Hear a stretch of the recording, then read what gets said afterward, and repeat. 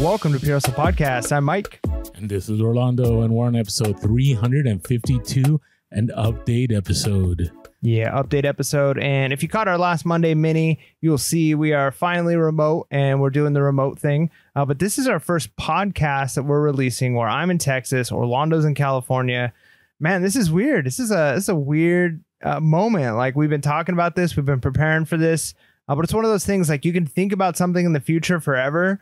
And it just seems like, yeah, it's a thing you plan for and think about. But then when it actually happens, it's like, it's totally different. So, but here we are. As we promised, the show will continue. We will always make, well, I don't know, always, but as long as we possibly can, we will make content because we love doing this. We love reselling. We love the podcast. What if we're still doing this like 40 years from now? Yeah, I'm like, you're like 80 and you're like, welcome to PHP Podcast. I mean, I could see myself reselling to the very end. Oh, yeah. I mean, think of the knowledge you would have. It would be insane. I mean, it'll be interesting how reselling will be 40 years from now, but it would definitely be fun. And I got to tell you, it's a little surreal being in the studio. You're not here, you know. Now it's just kind of odd, all this stuff that we have here, because this is kind of like Mike's creation, and I'm just living in it here. So, and Mike's in another location, but yeah, hey, you know what? I really want to say thank you to all the people that follow us on Instagram and on YouTube, and everybody just dropping, you know, thank you guys. You guys are the best podcast. Really love that you guys are continuing the podcast, because it means a lot. Because again, if you were to ask Mike and I 6 years ago if we'd ever be doing a podcast, and then still continuing a podcast even after we're separated by what, 4 states, I don't know, 3 states, whatever it is, I would say, like, there's no way, there'd be no reason to. But now we're like, yeah, we want to do this. This is what we enjoy. We love helping everyone out. We love you know, just talking about reselling. And so thank you to all of you that have continued to support us, whether you know, it be on YouTube or on the podcast or on social, wherever it is. Thank you guys. Yeah. So now the loaded question. How's it going, Mike? Man, let me tell you, it's been crazy. So obviously I'm not going to go into all the details about the move. I'll try and keep to the reselling aspect of it. But, you know, it's one of those things where I thought it'd be a lot easier than it was, as far as the amount of work it took to like load everything on the truck, getting everything ready, especially like the eBay stuff. We ran out of room on our truck. Like, we got to the point where we took a couple of like pickup truck loads basically to the dump of stuff. We had to kind of like pare stuff down. So after already paring things down, not just eBay, but like household, personal stuff. So really, I had to take a lot of things and consolidate. So I've had a lot of bins and buckets for eBay where things were labeled pretty clearly, like this is tote C1, C2, and those were like closed totes. And then I have like MS1, which is like men's shoes one. So like I had all of these things kind of organized, and as time went, you know, the men's shoes one tote starts to go down a little bit, and then some of the women's, so, which is fine, because then you just replenish those as you get more things. Well, because I've got such a limited amount of space to pack stuff for this truck, and we got a big 26-foot moving truck too, it's not a small one. We had to like, okay, well, this stuff will fit inside of this tote, but only half of this tote will. So we didn't have time to like reorganize our custom SKUs.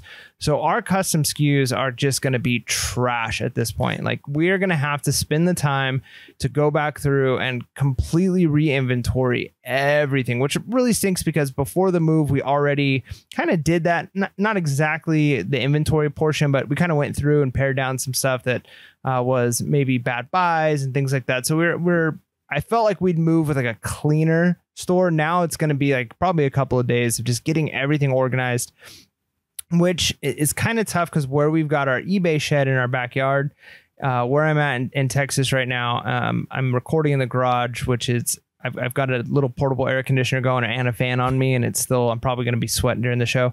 But we got some of our eBay stuff in here, and then I've got a shed also with more eBay stuff. And it is, when I look at the weather, it says like feels like, because once you add in the humidity and the heat, it's like feels like 118 or something crazy like that. And I'm just like pouring sweat, just like dying. And so I'm like, oh my gosh. And it's not even like at nighttime, because normally I'm used to like, okay, at nighttime it cools down, I can go out and get some work done.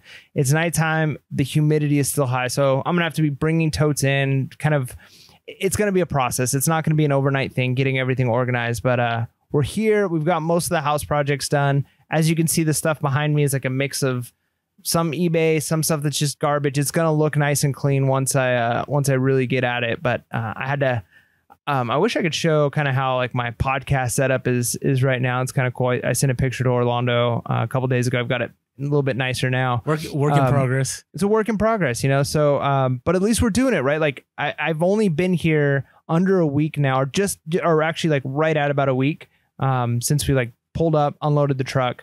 And, not only is the house functioning, eBay is semi-functioning, and the podcast room is set up. So not too shabby. Not too shabby. We're getting it done.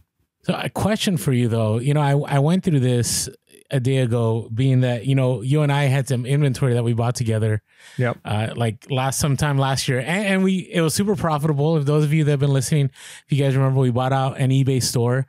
And we ended up selling a ton of the items within like days on Whatnot. And we made good money on it. But then we had all these other items that we could not sell on Whatnot.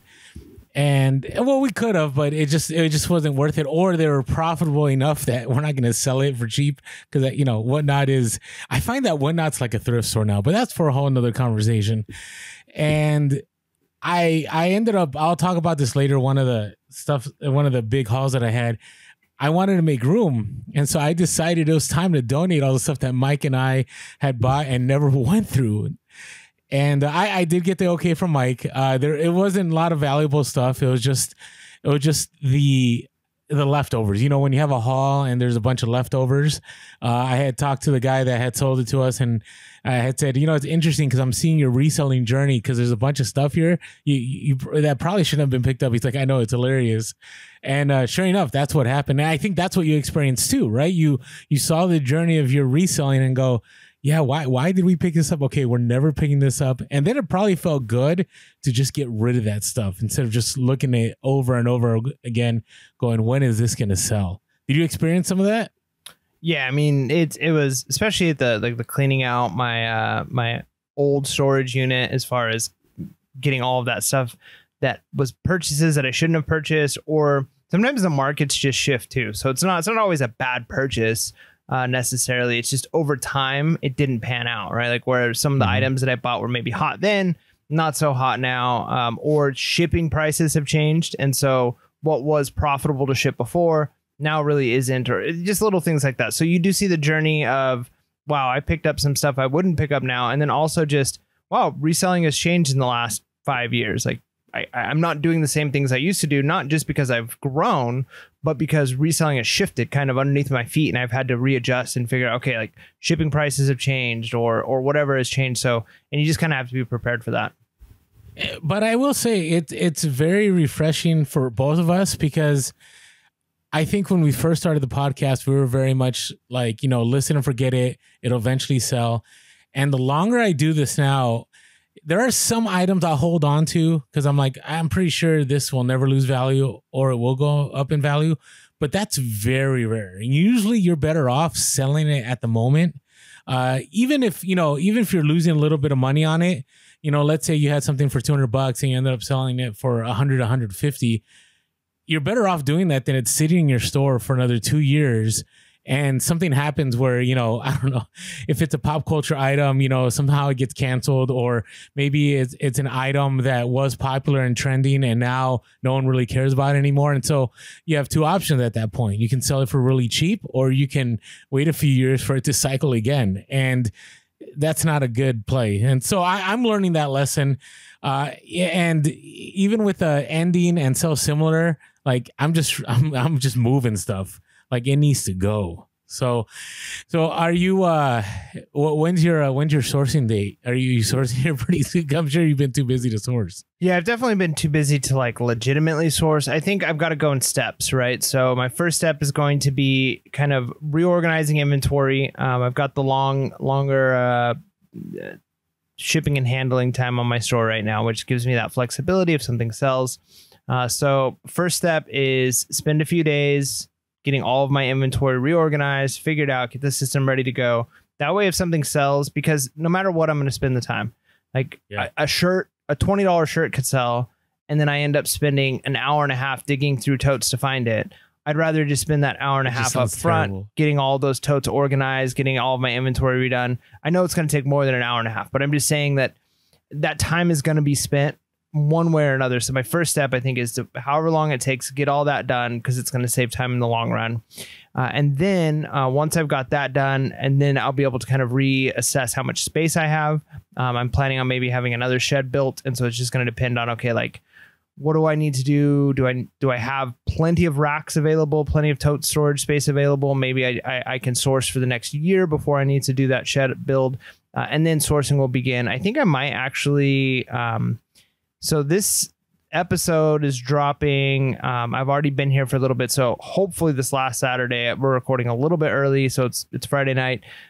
Maybe, coming up here, or whatever. It's this coming weekend. Yeah, this coming weekend, I'm planning on potentially going and doing some garage sales just to see what it's like here in Central Texas. But it is so hot. I don't know.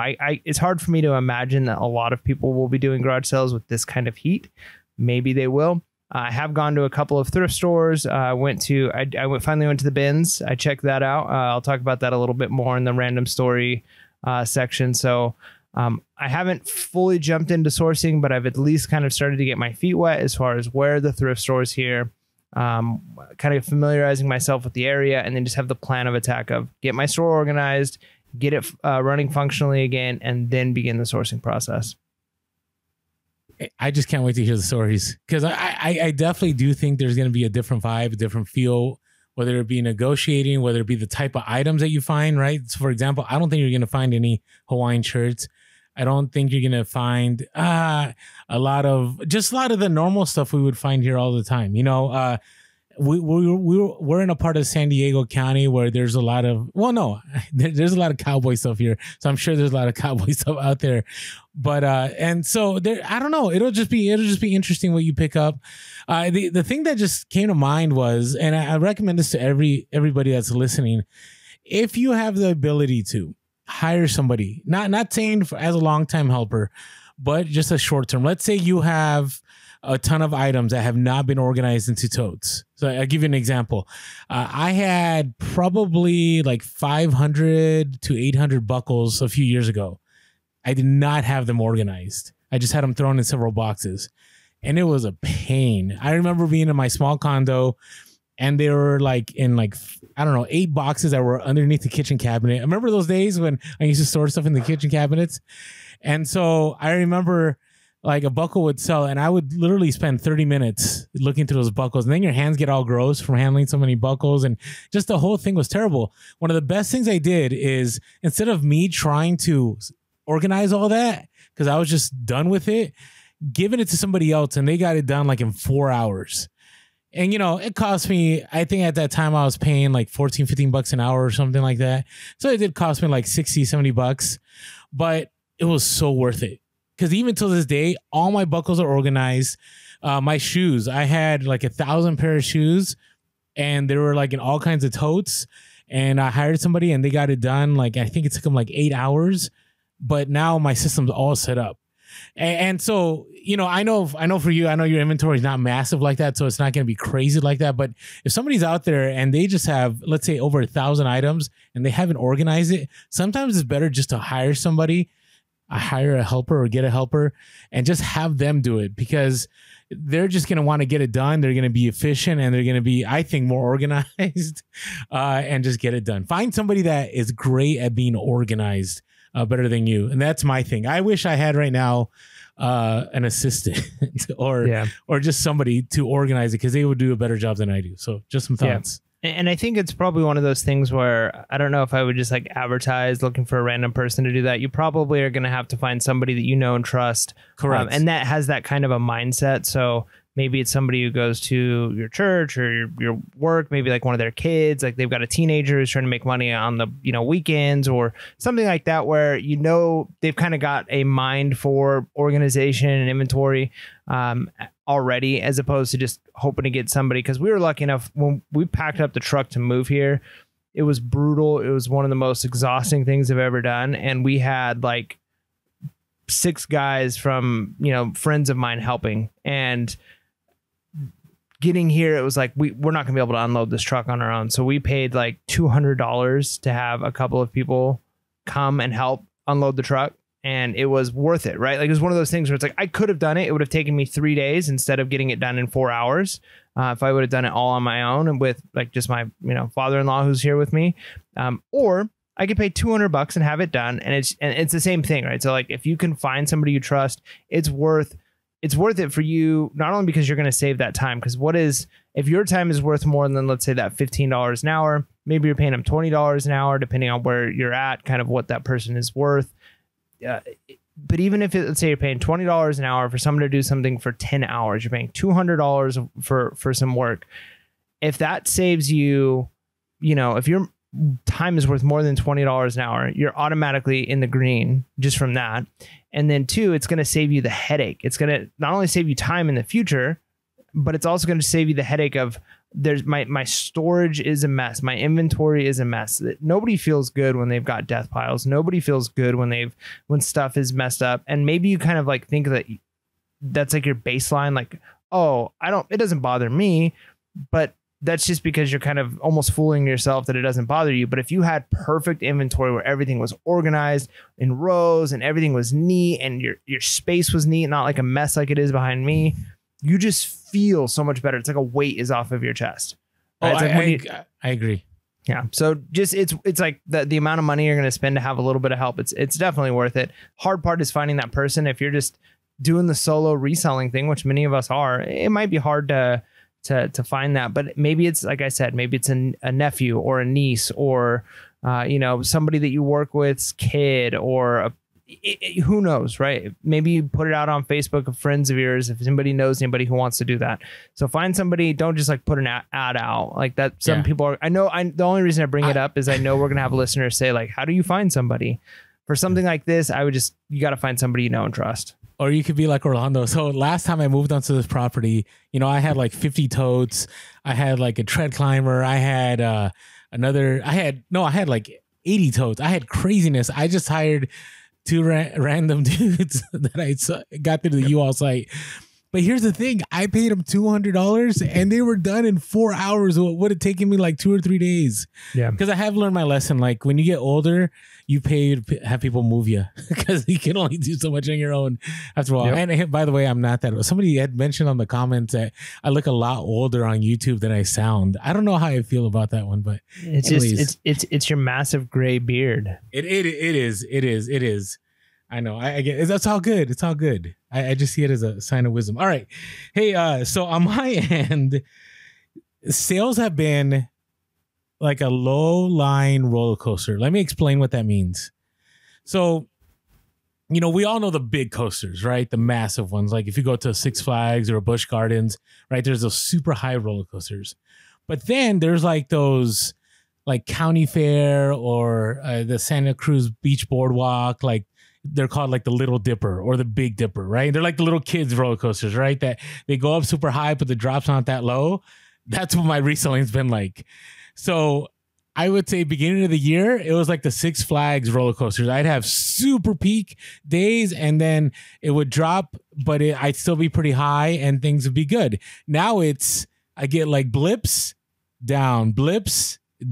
And it's, I have to admit it. It's my first summer slowdown. It's finally happened. But we're not done yet. It's only June. So now when this is dropping, this is the beginning of July. But I do expect things to pick up. So that's been interesting. I tell people, if you want to go full time, you need to have backup plans. Luckily for me, I've had some savings I could dip into. I also have other streams of income. And so I'm not super worried, but things are interesting these days. They are interesting. So there's that. And then as far as garage sales, I got to tell you, it's been bundle mania. Like every time I've had a score these last few garage sales. And if you don't know what we're talking about, if you're new to reselling, when you go to a garage sale, if there's a lot of good items, don't just say, hey, how much for this? How much for this? How much for this? you should probably do that once just to get a feel of what they're looking for, right? If you pick up one item and they want a ton of money for it, then you're kind of going like, I don't know if I want to be here anymore. But I've had it happen. I'll share this later on in our random stories where even when somebody starts high, you can still get the price you want. But what's happened, I went to one garage sale and I showed up and they had all these vintage hubcaps for like Camaros and Chevelles and so on.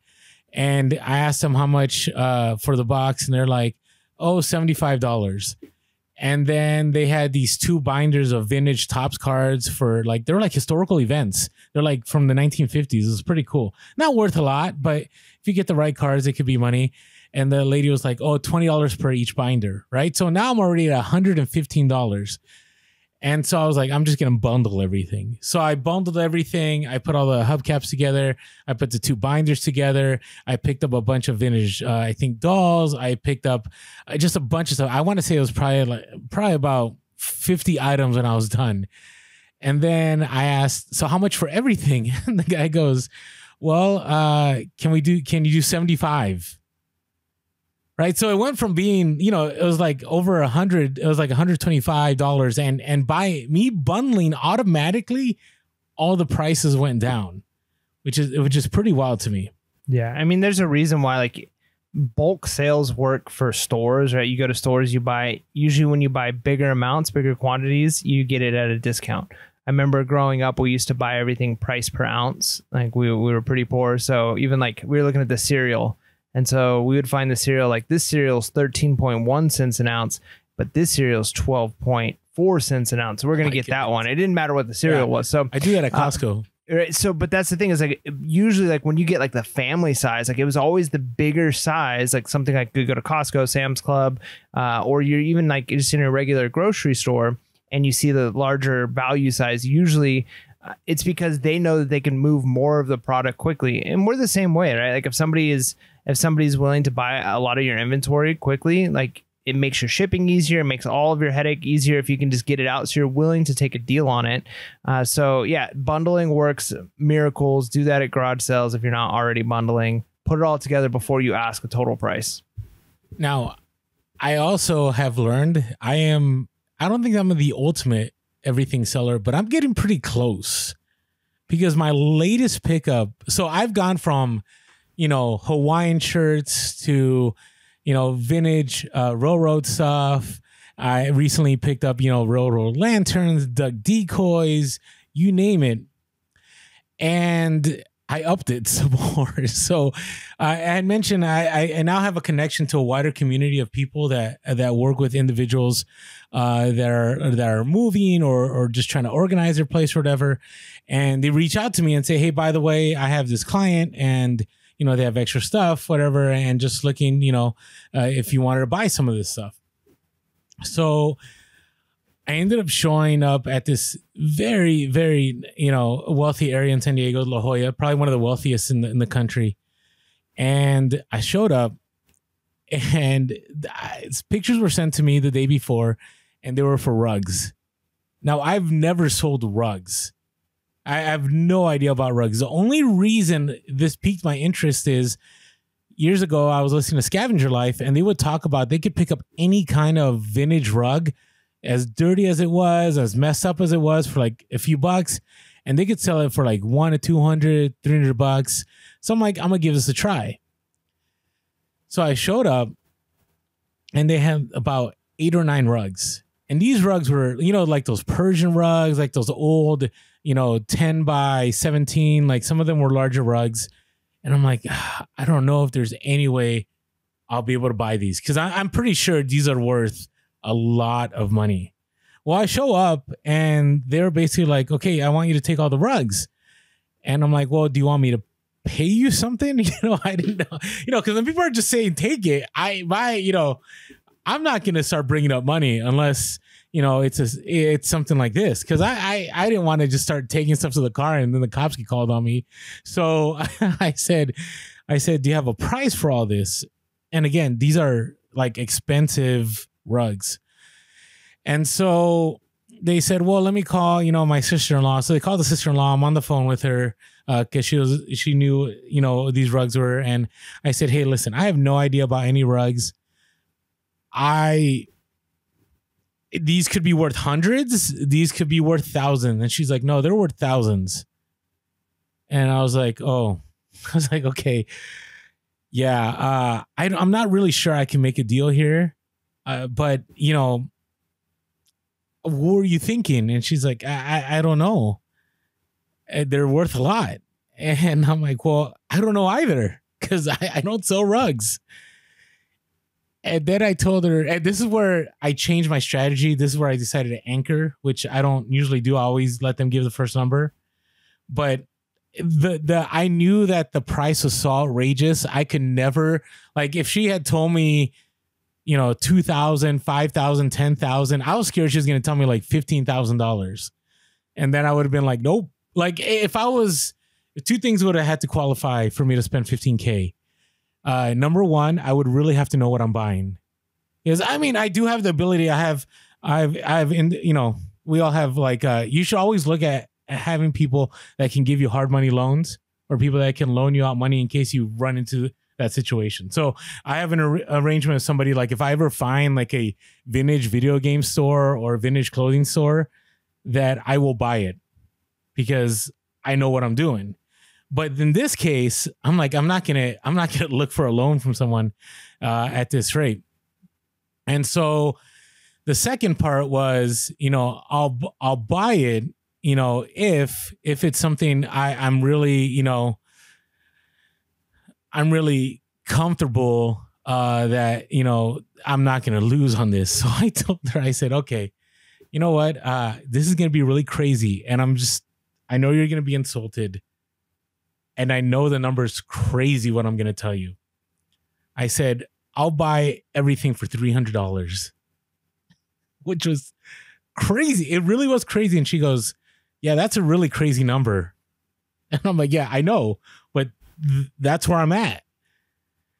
And she said, okay, $300. And I'm like, what? This is wild. So I felt good about it because let's say I get ripped off $300, right? If this is going to take me a lot of research, I'm okay because I only paid $300. So here's the deal. I looked up some of the rugs. They're, some are worth several hundred, some could be worth thousands. So how many rugs total? I think it ended up being 15 in the end, along with a bunch of vintage camera equipment. Wow. So I paid $60 for the camera equipment on top of that. So a bunch of vintage camera equipment, but the story doesn't end there. Then after I made the deal, I paid them. And I'm like, hey, thank you guys. You guys are awesome. And the whole time I'm like having conversation with them. We're laughing it up. I always tell people like, have a good time. Don't just be so business minded. Now, if you get the vibe that they don't want to talk to you because, they don't care about you, then that's fine. Don't talk to them. But if people want to have a conversation, like have a good time. So the whole time I'm there, I'm picking up stuff and it's a workout. I looked up online how to roll up carpets and I was, it was heavy labor. And when I was done, I paid them and they said, we really like you. I get this. I don't know why, but whatever. They said, we really like you. And you know what? The junk collector's coming tomorrow. Take whatever you want. So I'm like, seriously? And they said, yeah. So sure enough, there was this whole stereo system, like vintage OG, like worth like $2K with preamps. It was like B&K, Onkyo, like top quality, like stereo equipment. So I took all that stereo equipment. Then they had all this like jewelry stuff. Then they had all these vintage books. And I the only thing I left behind, which I regret, was these huge tower speakers. They're Harman Kardon or something like that. But I didn't find any good comps like that and they were kind of damaged a little bit. And I was like, I know what I'm going to do with these. If I pick them up, I'm going to take them home and I'm never going to list them. So I'm just going to leave them here.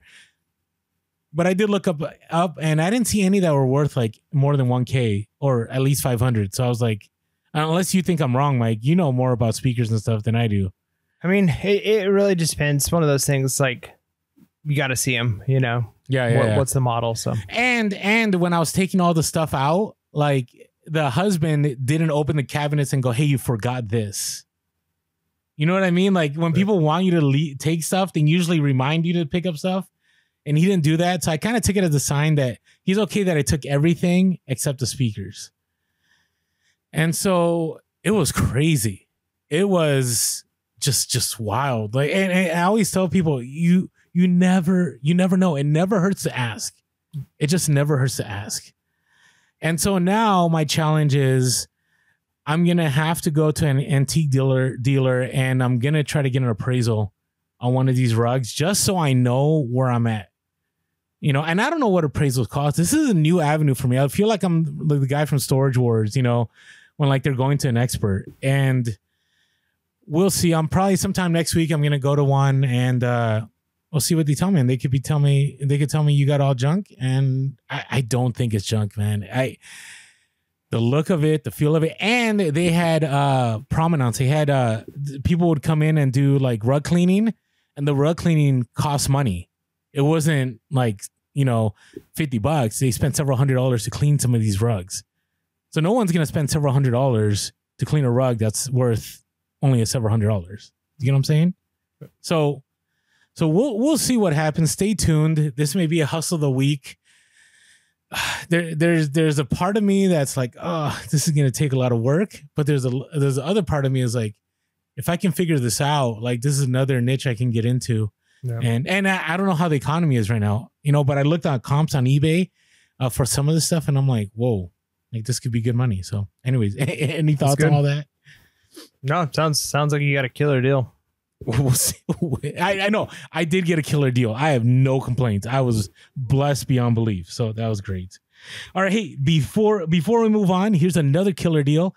American Bow Boy. If you haven't yet bought that tape, you should buy that tape. I already ran out of my tape. All I've been using is exclusive, my go-to tape that is from American Bow Boy.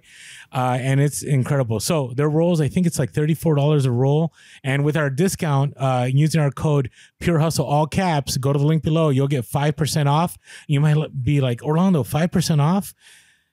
I know it's not much, but the discount's already huge. $34 plus it's free shipping.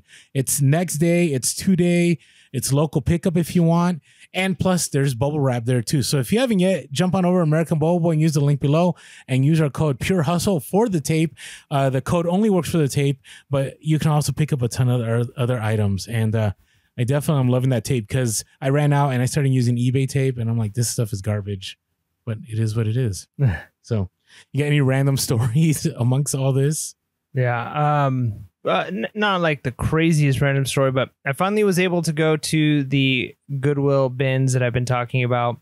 Okay. I came out here and when I purchased the house, I was like, excited to check out the Goodwill bins.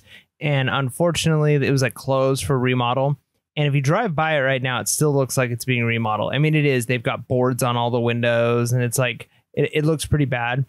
And they're doing construction on it, but there was tons of cars in the parking lot and it looked like I saw someone walking out with a bag. And so I'm like, I think they're open. So I pulled in, sure enough, they just opened up on the inside. So very first time ever being into a bins and first thrift store here since I've moved here. And, let me tell you, so it's interesting.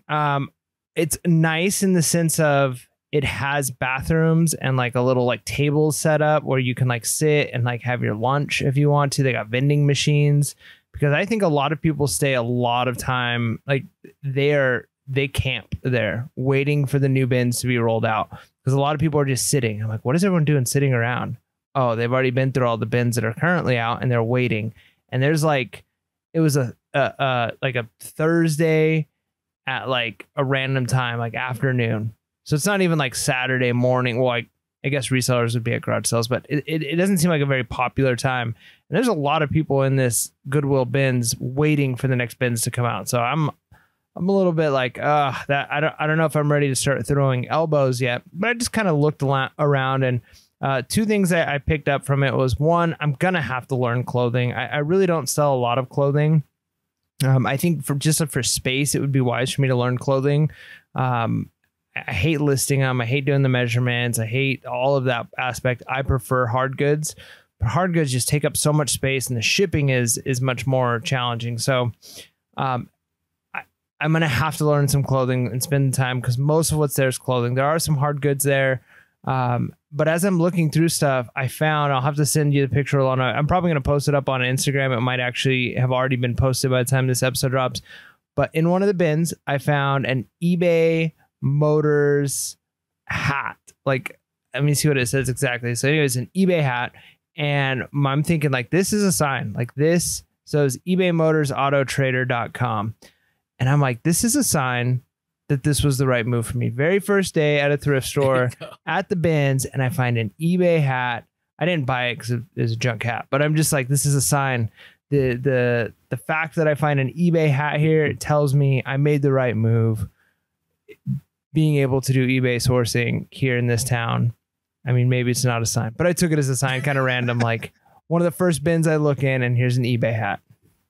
No, hey, you just, you never know. Like, I found that eBay game in the back, to put in the studio. So, who knows?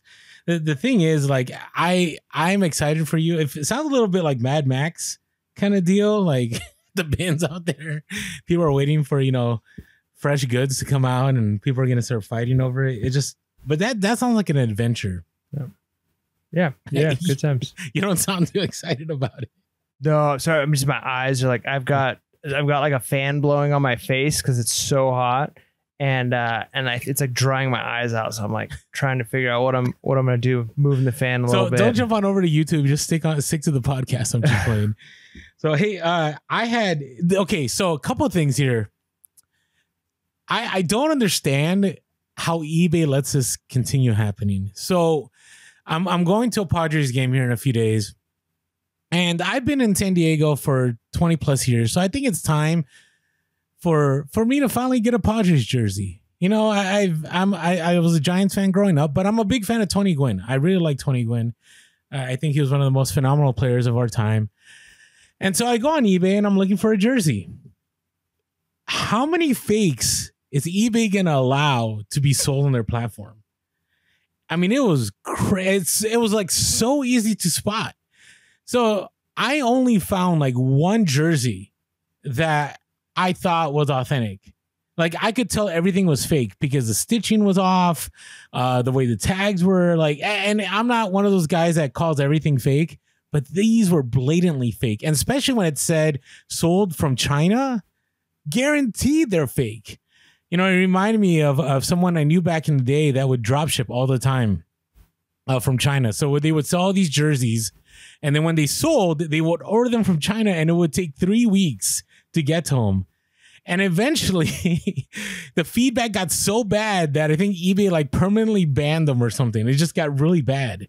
So I went into some of these stores that were selling like these vintage jerseys. It was crazy. They would be like, "Oh, we have a vintage Majestics Tony Gwynn jersey," and they would have like 80 available.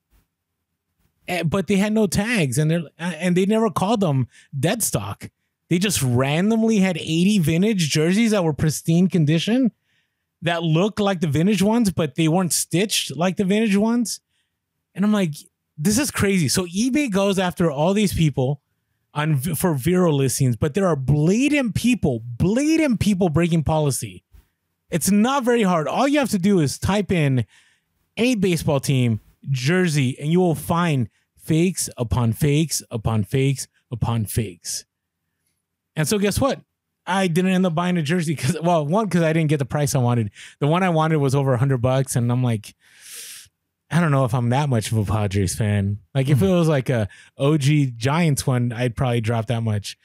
But it was, I have no words. Like, I don't even understand. Like, this is simple. Like, I would have to believe this ruins the buyer experience for a lot of people when they go in and all they see is a bunch of fake stuff. And then your crowd, all the vintage sellers like myself and others who actually sell authentic vintage gear, get crowded out. Because there's so many. If you go on there, just put Padres jersey, there's going to be so many fakes. And it's very hard, unless you know what you're doing, to spot the genuine ones. Now, a lot of people don't care about wearing fake jerseys. I know that too, right? Because they get it at a good price and they're like, I don't really care if it was made in 1998 or if it was made in 2023, you know, but I care. Like it matters to me. So anyways, that was interesting. And and the other thing that happened, I ended up going to an estate sale, and there was all this like Mickey Mouse stuff. Those of you that follow us on Instagram, if you haven't been following us, make sure to follow us. I usually post every single Saturday because I go to garage sale every Saturday, except this last one I didn't go to because my son is actually traveling, and so I had to get to the airport and I couldn't make it, which is kind of sad. But I went to this estate sale, and the same thing happened. Somebody wanted $175 for all these items. And again, it got to the thing where I just stayed there for a little bit. I picked up an item here. I picked up an item here. And, you know, what I've always learned is you got to make yourself friendly. You got to show yourself friendly, right? So, you know, they needed help with some tables. You know, there was somebody they thought was stealing stuff from the estate sale. And I was like, I'm pretty sure I saw those items over there, and they were able to locate them. And so at the end, on my way out, I was like, how much for all this stuff? They said 175, and they were like, well, we could do 125. And I'm like, oh, 125? Well, we're close. How about if I throw in a bunch of these items here? And she was like, sure, why not? So I threw in a bunch of other Mickey items, and sure enough, one of the items that I just threw in sold for 50, and the other item sold for about 60 something. And so now I'm in the green. So again, just another reminder to me of just be friendly. Cause I'm telling you, at this estate sale, there were so many people that were just like grabbing stuff, and they were like, how much? And it was kind of like you had mentioned at the swap meet, how people would just pick up stuff and they're like $5. And you're like, no, I want this. And they're like, never mind. And they just drop it. It was the same mentality for a lot of resellers when they go to these estate sales. Maybe they're the people from the swap meet. Because with her, what I was able to do is she showed me they had like this collection of like Mickey watches in a safe. It was like 100. And she's like, do you want to buy these? And I'm like, no, not yet, because I already have like 40 watches that have no batteries, and I don't want to overwhelm myself with more watches that I'm not going to do anything with. So I said, here's my card, and just give me a call. And so always work to establish that relationship. So that's my random stories. Very good.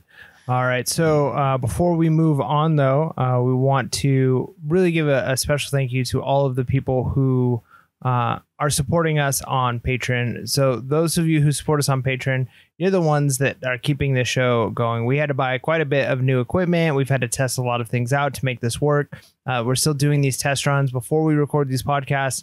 Orlando and I are getting on, for a good amount of time ahead of time, running through, practicing some stuff, making sure the audio is syncing right. We pull a lot of time away from our families. We pull a lot of time away from our reselling because we love doing this, but it's hard to keep doing it unless we have the support, and it's the support from people like you who make the show possible. So thank you for those of you who support us on Patreon.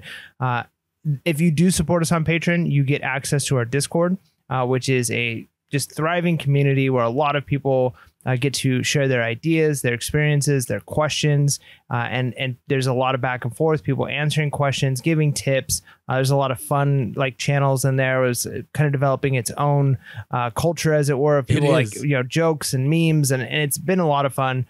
So that's just a bonus that you get if you join our Discord and then or our Patreon. And we also have a coming up here, hopefully pretty soon, we're gonna do some backstage shows on our Discord for those who kind of want a behind the scenes of PRSL podcast, just Orlando and I kind of chatting about some things, and then inviting some of those people from Discord on as well. So we're going to be doing those as just like an extra. So again, thank you for all of you. And if you're watching and listening and you're like, hey, I can't afford the $5, $5.55 a month to support on Patreon, just leaving a 5-star review on iTunes makes a huge difference, or going on over to YouTube and liking, subscribing. Those things help to make sure that our show gets out there. So maybe you're like, hey, Orlando, Mike, you guys talk about saving money and paying all your debt off and all of those things. I don't really have the extra money right now. If that's you, there's other ways you can support us. Just tell a friend, like, comment, subscribe, put it in iTunes. It really helps us out. And then, of course, you can follow us on all the different social media platforms. We're on Facebook, Instagram, Twitter, Everything we're a Pure Hustle podcast, except for Twitter, it's Pure Hustle Cast. And then Orlando, you could give us the phone number. I always forget it. Oh, yeah, if you ever want to leave us a voicemail, like say it's a hustle of the week or a bolo, or you just have a question, give us a call, 619-738-1170. That's 619-738-1170. And you could also email us, which the toughest to get a hold of us is email, but we will reply to you. I've had it recently where stuff ends up in the junk mail, and I feel bad because it'll be like 6 months. And I'm like, I'm so sorry. We just didn't get this in our inbox. But you can still email us, purehustlepodcast@gmail.com. That is purehustlepodcast@gmail.com. Thank you, everyone, for your support. So are you ready to talk about some important things here? Yeah. Let me get this going real quick. Hey, appreciate all of you. There we go. Appreciate Orlando everyone. doesn't know how to wait a moment as we get into our reseller news. We're going to be talking about stuff. I didn't know how to work it in there. Sorry, Orlando. Yeah, a little bit of a time lag. We got to get used to that on the StreamYard here. Okay. Is it gonna fix? Is it gonna sound like? No, it's gonna sound fine. It's just okay. When I'm getting ready to hit the button, like you filled the space as I was hitting it. It took a second for it to start. So. Oh, sorry. Okay. Yeah. No, it's good. We're good. Now, we are good. Now, before I start, okay. It's interesting the reviews that we get on iTunes, right? Because we get some people that can't stand me. We've had people that don't like Mike, and then we get like. To me, it's always wild how two people back to back can believe two different things. And so we're going to talk about eBay for a while right now.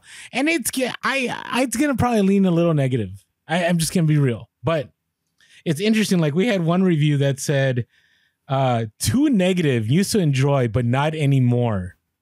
I'm like, whoa, like, okay. And then the very next one goes, what is it? It's right here. Oh, fun, positive, and educational. Thank you, Mike and Orlando. Back to back. So we're too negative, but we're also positive and fun. And so I want everybody to know, like, I always want to be real. And sometimes that means we're uber positive. I don't think we're ever over the top positive. Like we're not, I don't think we're shilling stuff all the time, but we're also not uber negative. We just keep it real with things. And sometimes people get bothered by that, but I just thought it was funny when I saw those two reviews. And the reason I want to bring it up, there's a lot of eBay stuff here going on. Before I start this, I want to ask you, Mike, have you had the chance to use ChatGPT in your descriptions? No, I haven't. I haven't messed around with that yet because I haven't done a lot of listings recently. But it's interesting, right? ChatGPT. Well, yeah. How's it going for the eBay integration? So the way you can use it right now is it'll write your descriptions for you, which I find kind of interesting because we had mentioned weeks ago how one of the ways that you shouldn't be using ChatGPT is to write descriptions for you on your listings. I mean, we directly said that. I wish we had the ability to like clip stuff. Yeah, because but I think I see how I would use it specifically, and I don't know exactly how it's integrated, but as it is, we already do sell similar, right? Like eBay, it will tell you like these are suggested things to put in based off of other things or suggested prices, and we know it's not perfect, but it's going off of if you're selling a certain type of Hot Wheel at a certain whatever or a certain book, it knows that these sell at this price at this. So what it could do is it can kind of aggregate that data and say, hey, here are the type of words that work well in these types of listings that have sold for this type of item or this item.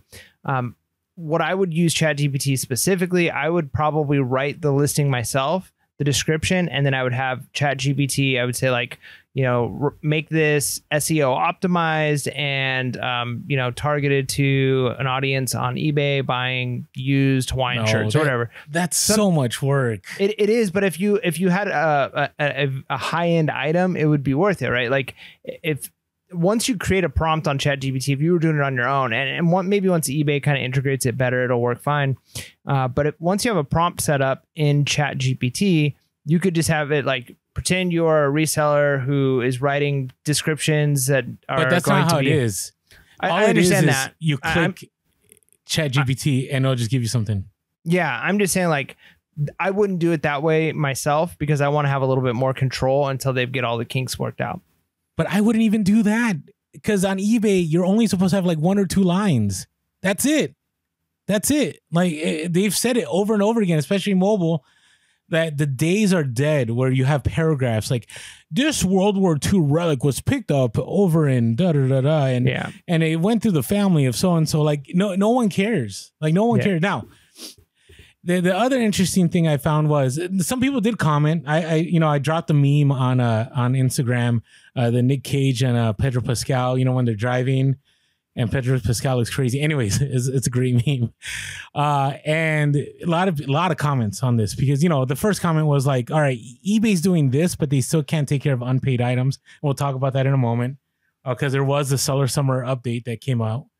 But on the other end, some people did say, hey, at least with the descriptions, there's a lot of keywords in there that maybe will bring sellers to the item. I mean, not sellers, buyers to the item. But then somebody posted what they had for their Hot Wheels. Somebody said, this is what ChatGPT gave me. And I can always tell. And you could even in our own description on some of our YouTube podcasts, we've played around with ChatGPT and thrown it in there. And you can tell it's like ultimate cheese sometimes. I've seen it on other people's YouTubes. And I'm like, this is not organic. So this one here is from from Desert 1337 on Instagram. They had a Hot Wheel, and this is what the Chat GPT put for on eBay. Said, this lime green beauty is a scale of 1/64 and comes with exquisite details that will make it a perfect choice for both collectors and kids alike. I'm like, listen, that's all of that's unnecessary. All you need to put on there is what gently used or whatever you want to put for used or whatever. Has somewhere. Please look at pictures. That's all you need. That's it. Like, no one cares that it's good for collectors and kids alike. Nobody's going to go, what? So this could work out for me who's a collector and my child? I'm going to do this. Like, no one's going to do that. And so I just think it's interesting because eBay is saying 2 things. eBay is saying, hey, keep your descriptions minimal because anytime you want to change your descriptions, it even throws up a warning on the listing that says, are you sure you want to move away from this? It's something to the effect of, less words is better. But then under it, you could do the Chat GPT. So I'm like, okay, which one is it? Right? Somebody needs to figure out which is better. Well, and the hard part though is you gotta realize, unless you've been told like, hey, only have 50 characters or 150 characters, what you think is less might not be less what eBay is looking for, right? Like they might be saying, hey, people used to put paragraphs, but maybe a good solid 2 or 3 sentences is actually useful. Maybe it has some keywords people will find. And the other thing is, okay, so from anecdotally, I think you're right. Probably all the experiences we've had selling the types of items that we sell. Sure, just having the basic, the condition that it's in, whether or not there's wear, because people are looking for specific things. Then you also got to imagine that, companies spend a lot of money to create advertising copy that has lots of information. Like when you go on to Amazon to buy something and you click on description, you're not just getting, this is a metal pin, it works well, brand new in box. Like it's going to have like all the specs and interesting, like designed by NASA, and it has extra information. Those companies wouldn't be spending the money they spend on that. And I'm not saying that that's what's necessary for like our type of garage sale store type items, but you can't, I think it's one of those things where we can't just completely dismiss it and say, hey, having decent like advertising type words in there is completely useless. Otherwise, companies wouldn't do it. No, I agree, but this is different. Like for our business, I would even say on Amazon, like I know what I'm looking for when I go on Amazon. So I'm not looking at the description unless there's something specific that I need, right? Let's say if I'm buying like some kind of technology or something. But when it comes to anything else, right? So right now, my son is traveling. I had to buy an adapter, right, to use in another country. I had to buy a neck pillow. I had to buy like all these things. I didn't care about the description. I care more about the reviews, right? What people thought about the item. Like that was more valuable in the description. So I'm not really sure what's going on here. But anyway, let us know in the comments. What are your thoughts? I know on the Discord, I threw this out there and a lot of people had the same sentiments. Like like a lot of people felt that it was extra work because you get this huge description and you don't need all that. And sometimes it's going to create an INAD because it's giving you more information than what the buyer needs. And so the buyer can say, well, this said that it was actually, you know, exquisite or whatever it is, and it's not. And so I just think it's interesting. The next thing I thought was interesting, we talked about this on the previous update episode about how USPS is changing to ground advantage for anything that is first class. And so eBay finally addressed this. This is in their seller community announcements. And they said, beginning July 9th, listings with Parcel Select Ground will automatically be updated to reflect USPS Ground Advantage as a shipping service. So that's good. And then this was interesting. Only first-class package services are moving to Ground Advantage. First-class mail for letters and envelopes will remain unchanged. If you ship with first-class package, you will be able to update listings to USPS Ground Advantage over the next 30 days. Business policies will also need to be updated. So this was dropped on June 27th. I went to my business policies, which it seems that's what eBay is saying, that if you want to change this, you need to go to your business policy. So some of you that are brand new, there's two ways to create shipping in your listing. One is directly on the listing, or you go to my eBay, go to business policies, you go to shipping policies, and there you can create a shipping policy based on different items that you sell. So for example, all my shoes, okay, they have, I call it medium flat rate shoes, and they also flat rate $13 is what I charge every single person that buys shoes. So automatically, it doesn't say flat. They don't see the flat rate. They just see that it's priority $13. Then I choose what I'm going to do. If it's in California, I might send it in a shoebox for $8 to $9. And so I save some money on shipping. Anything that's clothing, okay, I do first class paid, and I only charge $4. So anytime I list something that's clothing, I just pick first class paid, and every single clothing item is that.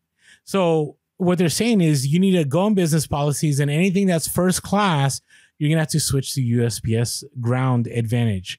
The only catch is that they said in the next 30 days, I haven't seen it yet. So I don't know what's going on. It'll be interesting, but no discussion about prices. But I compared this to Pirate Ship, and I feel like Pirate Ship does a great job of communicating. Have you ever chatted with Pirate Ship when they talk to you like in Pirate, like yar? Yeah. Like, yeah, how can I help emails thee? that come through or the chats? Yeah. So this one is pretty awesome. Clever. This one had a meme from Fast and Furious with Vin Diesel, and it says everything's changed. And I was dying. So they said on Pirate Ship, priority mail rates are getting up to $4.83 cheaper. So that's good. First class package and Parcel Ground are going to Ground Advantage, that it's going to be slower 2 to 5 day delivery speed. And that Ground Advantage rates for packages under £1 are staying the same. So first class is staying the same. Ground Advantage rates for packages over £1 are mixed. Some rates are increasing up to $1.06, while others are decreasing $3. And they also mentioned some other changes. And then they said USPS doesn't allow us to advertise the secret rates below commercial pricing that we're authorized to offer for shipments to and from the lower 48 states, with the new pricing going into effect July 9th. Pirate Ship rates will save you up to $4.83 more, and so on. So all I want to say is shout out to Pirate Ship for being very clear. Or on eBay, I was like, okay, like I'm not really sure what's going on here, but appreciate it. Again, be aware, if you haven't done this yet, set up shipping policies. It's going to make your life a whole lot easier than having to just create a new shipping policy for every single item that you sell. And actually, when you create that shipping policy, it actually gives you the option of making it a policy for several items. So I just wanted to say that. Now, the seller update. Any guesses, Mike, what's on this update? I'm pretty sure you haven't had a chance to look at it at all. Just guess, because I think you're going to be on point. Guess. I don't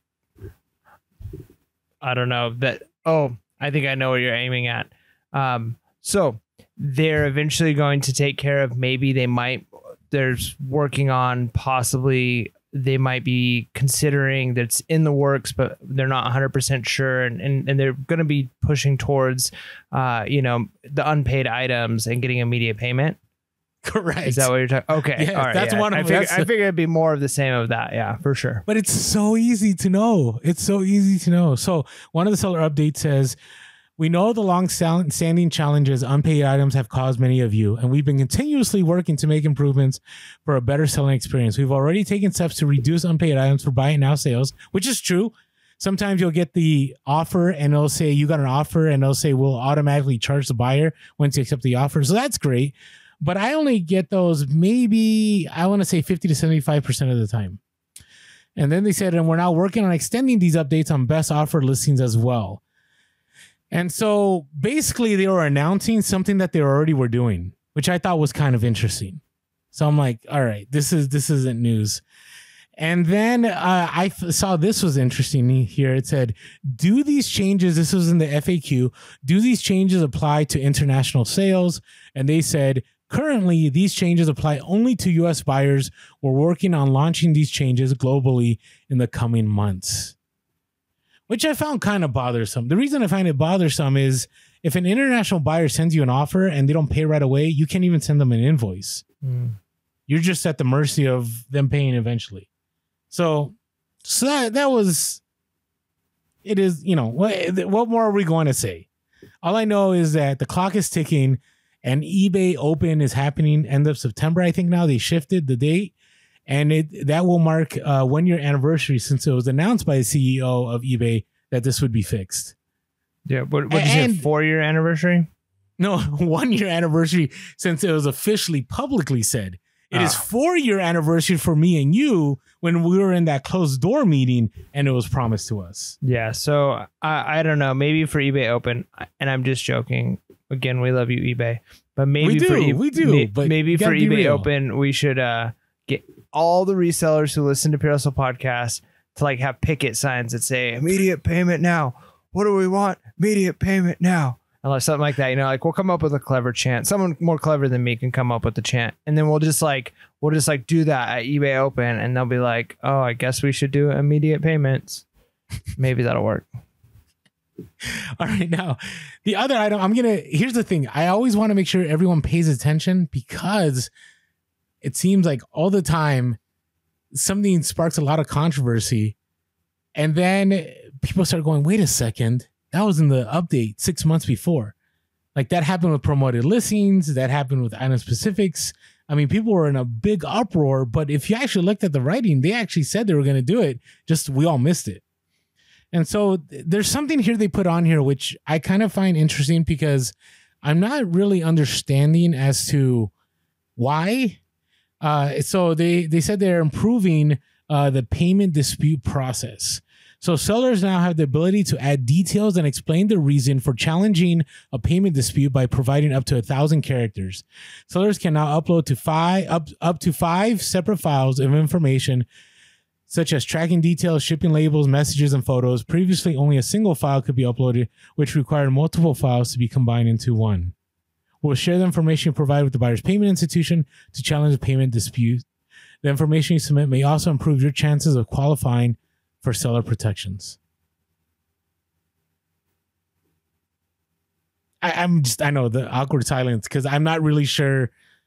Is this a good thing? Is this, how many payment disputes do I actually have? Out of the last 1,000 sales, I had 0. In my entire 12 years of selling on eBay, I've had 4. And granted, I'm not a multi-million-dollar seller, but I've sold thousands of items. So I'm not really sure why this one. So okay. Now the next one I think is interesting. What's another way that eBay loves to make money? Ooh, yeah, please tell me it doesn't have something to do with like ad increases. Yes. Ad rates. No. Well, it's not an increase.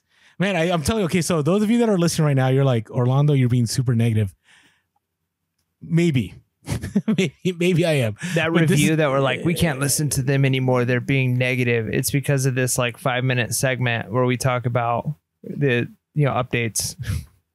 So I thought this was interesting because we went from promoted listing standard, which is that was that was the first step in promoted listings where, you know, if you wanted your stuff to be high up in the search, you could pay a certain percentage and your stuff would do that. Then we ended up getting promoted listings advanced, which is pay per click, that even if you don't sell the item, you still will end up paying if people click on your item. Now we have promoted listings dynamic ad rates. So let me read what this means. It says, you now have the option to choose a dynamic ad rate strategy when setting up or editing an automated or simple promoted listing standard campaign. Previously, only a fixed rate strategy was available for simple campaigns. Selecting the dynamic ad rate option means that your ad rate will be automatically adjusted to match our daily suggestion up to a cap you set. This new feature helps you save time and makes it easy to stay competitive in the eBay marketplace. That's interesting. I mean, I think there's some benefits to that for sure. I mean, to have some flexibility, because to be honest, yeah, it's great if you say I'm 2% and I set it and forget it, or I'm 4% and I set it and forget it. But again, categories can change. It could become more competitive. Is this a way that eBay could be manipulating you and getting more money out of you, the seller? For sure. But at the same time, hey, maybe you set it at 2%, but right now it's all of the people who are at 3 or 4% who are making the money. And so if yours was at 3 or 4%, you'd be pulling in the money in CDs or those pair of shoes that you listed, because maybe you're not hawking every category and kind of keeping track. The problem is this could lead to like those bidding wars where then everybody's trying to like be a little bit higher. I guess you can already do that. But it just gives you that flexibility to say, I'm not going to pay more than 6%. But I'll be dynamic. So maybe this coming month, this item is lower, and so I don't have to pay as much. And maybe the next month it's more competition, and so I'm gonna have to have higher. And I'm not constantly having to go into my store and change that. So it's not terrible. Yeah, but it's asking for a lot of trust from sellers, because what it's saying is, you know, okay, so for example, I just recently raised my promoted standard of 5%. And I did the dynamic. I put the dynamic at 9% because I'm like, all right, fine. If this is what eBay is saying you need to do to make sales, whatever, that's fine, right? I buy myself low enough that I can definitely, you know, if it takes a little bit more of a chunk, I'm still gonna end up being profitable. And so I was like, all right, but that's like, how do you know? Right? How do you know that, you know, something could have sold at a 6%, but eBay jacked it up to an 8%? Like, there's really no way to know. It's kind of, it's not the same thing, but like Amazon right now is in trouble. They're getting sued, I believe, by the SEC. Is it the FTC? Because SEC wouldn't sue them, but the FTC, Federal Trade Commission, because people that are Prime members, at times the prices would get manipulated and then there'd be a percentage taken off and it would just apply to the certain buyer and it wouldn't be all across the board. Right. So you kind of take that and you can say maybe that could happen with eBay, in the sense that like eBay will just charge you at the highest. Like, how do you know they're not? Right. And at the same time, the other tool that eBay introduced with that is that now they say that you can see how much you would make had you gone down these ad rates. So they said soon you'll be able to see how your ad rate may impact your advertising performance and buyer reach before you launch a campaign. Our new ad rate forecasting feature will provide you with a real-time prediction of your estimated impression share during campaign setup on your campaign details page. So I'm like, wow, like that's, I mean, I could see algorithms working. You know, I could see with AI being able to predict how much you'll make. But yeah, it's just I'm just not comfortable with it. I just find it troubling that, you know, it's gone from now money from, and I'm sounding like one of those eBay guys, and I'm not trying to be those guys. I love eBay. I'll keep selling on eBay. eBay is my full time. I don't sell on any other platform outside of eBay except for Amazon, but that's for retail arbitrage. So I'm still going to keep selling on eBay. This is what I've been pondering, Mike. These are the inner thoughts of Orlando, is that when the economy is really doing really well, eBay is willing to give sellers breaks. So when things were really well, you know, in 2020, if you sold sneakers that were above 100, no fees at all. Then they changed their store structure that if you had I think it's one of the medium store sizes, like they allotted the amount of items you can sell without being charged insertion fees, because they wanted more people to sell stuff on there and they don't want people to pay more for insertion fees, right? They provided greater seller protection, all these things. But now that the economy is not doing well, it feels like eBay is tightening the grasp on sellers to get more money out of sellers because the money isn't coming through in the GMV, the gross merchandise value, which is the money they make from items selling. So I can't wait for the economy to get better, because I think some of this is going to change again. Maybe we're going through cycles. Maybe I'm reading into it too much, but it was just a little concerning, just a little concerning. So any other thoughts you have on that, Mike? I don't want to go down this rabbit hole too much. No, we're already an hour and 12 minutes into it. So, oh my goodness, are we? This is our first one out the gate too. Oval. Hey, by the way, in case you didn't know, everybody can do eBay international shipping now, which I thought everybody could already, but that's on the seller update too. So that is our reseller topics. Thank you. Yeah. We'll keep it positive by smiling the entire time. All right. Hey, before we move on, if you hadn't had a chance yet to try out software that will help you stay organized, check out My Reseller Genie. My Reseller Genie is made for sellers by sellers, allows you to keep up to date for your taxes. It imports everything from eBay. It allows you to do a profit loss scan of your items, because instead of using Excel spreadsheets, you just go to My Reseller Genie. And when items sell or before they sell, you can put how much you get an item for, and it'll give you a detailed report each week, each month, when you need it. And there's so many other functions that are on My Reseller Genie. So you haven't checked them out yet. Check them out. Use our link below. And use our promo code Pure Hustle, all caps, and you get 15% off the first month. Definitely worth it. I'm using it right now. There are other competitors out there, but right now, My Reseller Genie is my go-to. Yeah. All right.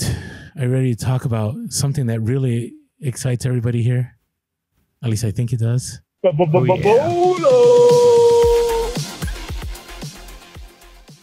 Yeah, we'll get the new one running again here. You went to the old school. I like the old school one though. OG. Yeah. Okay. So my BOLO is old software. Specifically, there are certain softwares for like Adobe or QuickBooks is another one, where you used to be able to get software where you didn't have to pay for the subscription, or people were used to a certain like I guess version of the software before it's been updated. And one of the cool things is some of those older softwares, the new stuff you need to have a subscription for, but maybe everything you need to have done, you could have done on the old one, which was like lifelong. You pay a certain amount one time, you have the software, and you have it forever, like QuickBooks, whatever, from like 2009, for instance. If you have that one, you've got QuickBooks and you can do a lot of the things people need to do. And you're not paying like a monthly fee to do this. And maybe it's one that you enjoyed. If you can get your hands on some of those older softwares, and again, it's like anything, you need to look it up. It's not every old software, but a lot of the older software, there's a market for, and you'd be surprised. Some of those things, they sell for hundreds and hundreds of dollars because somebody wants a Photoshop or a QuickBooks or a CAD, AutoCAD, or something where it was a one-time pay, and they're happy to pay $400 for it instead of paying $60 a month for ongoing forever, right? So don't be afraid to, you got to scan, you got to know what it is that you're looking for. But QuickBooks is an example of one, some AutoCAD stuff and Photoshop, Adobe, even some like, video editing software, stuff like that. Some of those older things you can really do well on. Even old operating systems, sometimes there's like a market Windows for XP.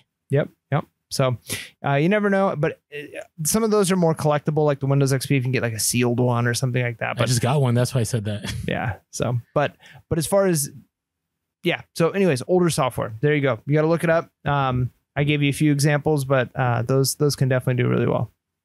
Yeah. I just picked up Windows 95 and Windows XP from this XP guy, IT guy. And he's supposed to drop some more for me. So I was like, all right.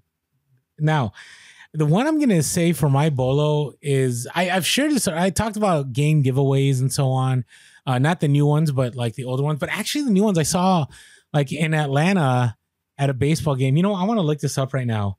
But there's a famous rap group from Atlanta, Outkast. If you remember Outkast from back in the day, you know, Southern Playalistic Cadillac, and you know, stuff from your home team you might not think is worth a lot because, right, you'll go to the thrift and there's all these items, right? Like here, yeah, look, the Outkast bobbleheads, they're $20 at the Atlanta game, and right now they're selling for $130. Isn't that crazy? They're sweet because they're both with Andre 3000 and Big Boy in a Cadillac. It just looks awesome. Anyways, the reason I say this is you might be sourcing in your own thrift store or at garage sales. You're like, who wants this? Like, who cares about? No offense to anybody. Who cares about the Detroit Lions? Who cares about the Detroit Tigers? I'm just saying this because a friend that listens, he's from Detroit.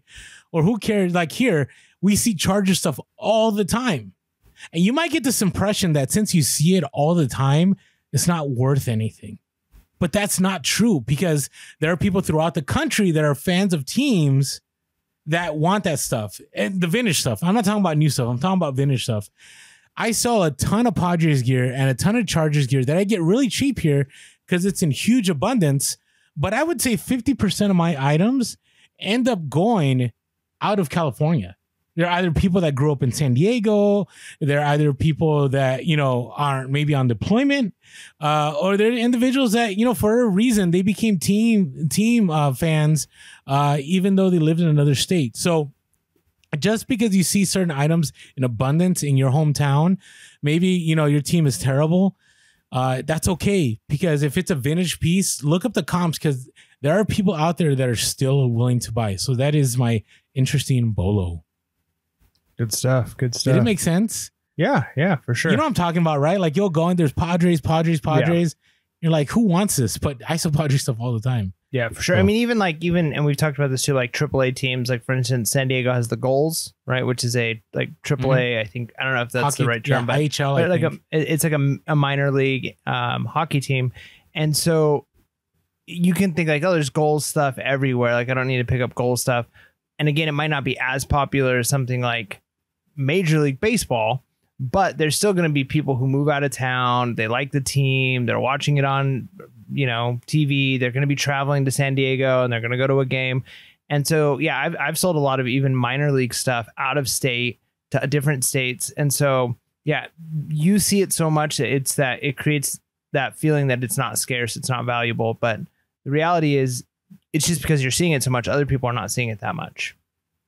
Yeah, agreed. So keep an eye out. Now, Mike, what are you looking forward to here? I know that's a loaded question again. Yeah, I mean, I'm kind of just looking forward to, I think it's going to take a little bit of time, but just things starting to feel normal. I feel like a little bit like everything's odd, you know, everything's different. And so just the people, the places, the roads, the routines, the weather, everything is different. And so I'm looking for some normal. And as part of that, it includes like getting eBay running again. Doing this podcast with you actually is a big part of helping things be normal, right? Because this is like a weekly thing that we'd always do. Yeah, we've gone a couple of weeks without recording just because we were finishing up the move. We kind of recorded ahead, and so it's kind of nice to be back doing this, even though it's different. I mean, you're the first. I mean, I've talked to some of my friends through text message and stuff, but like you're the first person from California that I've like face to face talked to since moving him, and so just having that bit of normal is nice for sure. What about you? What are you looking forward to? Our forced friendship. Oh man, it's not forced. No, I'm just messing around. It is. I'll be real here. It is sad that now Mike and I, you know, got so busy that, you know, we would only see each other during the podcast, and now we're doing that same thing. But at least we have the technology to continue the podcast. That's and right. Catch up in the in between times of the podcast. So. Just hey, by the way, thank you to everyone that showed us love on Instagram when I posted that, you know, Mike is moving. Everybody was wishing Mike here, you know, best of luck and where to source, and just grateful for that. Because yeah, this is it is tough. It is tough, but you know, we're gonna be good. We're gonna be good. All right, now I am overwhelmed with inventory. I mean, you thought it was bad when you were here, Mike. It's only gotten worse. See, I knew that was going to happen. And it's just because the buying's good right now, and I don't want to stop buying because when things rebound, I'm going to be in a good place. But I got to organize it. That's just the problem. I'm just not organizing. And so I'm working on that. And my goal is still just to have, the 2 rooms, a podcast room and the eBay room, cleared out and organized. The other one here is I'm going to be real with everybody here. I have a fear of like dealing with antique dealers. And the reason being, it's not my field. So I always feel like I'm going to get swindled. Like somebody's going to tell me something's worth like, only $1,000 when it's actually worth like 10K. Right. Yeah. And that's kind of why I kind of want to do this on my own. Like I don't want to go and get something appraised, because I've heard stories of individuals I went to get a painting appraised, and then they looked over at the screen that the people were using, and they were Googling stuff. And it's like, well, I could do that at home. Yeah. Like, why am I paying you whatever hundreds of dollars to get something appraised when I could just Google this myself? Yeah. It's like when you go to the doctor and they're like, hold on, let me go look this up. They Google it. Well, I hope they're not on WebMD or something, because you're probably going to die every time. But I'm not comfortable. I'm just not comfortable, but I'm going to go out of my comfort zone. I'm going to go see. Some people have said, hey, sometimes, you got to get used to underselling your items because you don't have that knowledge base. And then over time you develop it where you're never going to do that again. But in the beginning, you kind of got to do that a little bit. You got to make that profit, and somebody else who has more knowledge will make more profit. But it's just, it's just kind of tough. So I'm going to go and I'll keep you guys updated on the update episode. I think this is how it's going to go down. There's 2 ways. One, I show up and they tell me like, yeah, this stuff isn't any good. It's not even worth appraising. Or 2, they're going to be like, yeah, it's going to be $1,000 to appraise this stuff. And I'm being like, yeah, Google image, you're my friend. And I'm going to walk out. And so let me know in the comments. What are your thoughts? Should Orlando pay big money to get things appraised, or should he just spend a couple hours just researching and let it go on auction? Right? Because that's the other option. So I'm not really sure what's going to happen, but I'm excited. Because, making back that money is going to be pretty easy. The question is, how profitable can that haul be? So we'll see what happens. Hey, everyone, thank you for being with us in this episode. Hopefully, we're keeping it at the level of PHP and even higher with every episode that passes. Thank you for all your support. And as always, make sure you keep it real, relevant, and keep it reselling late. Peace.